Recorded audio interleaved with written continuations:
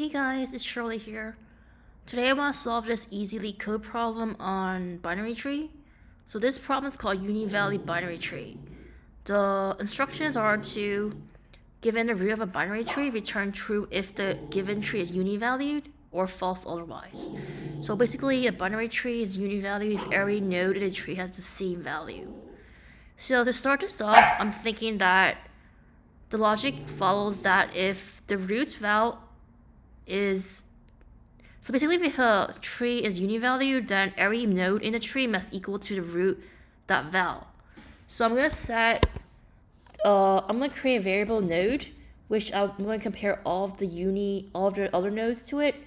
And so this is node, I might set node equals to root dot val. And I want to use BFS to traverse through the tree and compare each node to the root val. So I'm going to create a queue. I import the deck package from Python, and I'm just going to instantiate the queue here.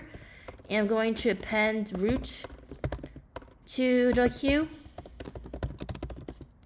Now I'm going to loop through the queue. Oh, also before that, I want to create a variable count that basically counts the number of nodes that's the same as root.val. So I'm going to loop through the queue, and I'm going to create a size variable, which is basically the length of the queue. And I'm going to loop through this. I'm going to pop out the node from the queue. Pop left because I want to find the first node in the queue.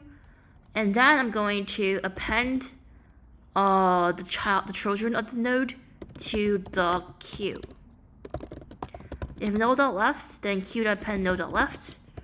If node.right, queue.append node.right. I also have to increment the counts because I want to count the number of nodes that the tree has. I forgot. I want to create a variable res I'm going to store truth values. Like if the node is equal to root.val, then I'm going to append true to res array, the res output, right? So if node.val equals, I think we should rename this actually to uni node. Then res append true. Now I'm going to compare the number of elements in the res array to the count, and if it's a univalue tree, it should be equal.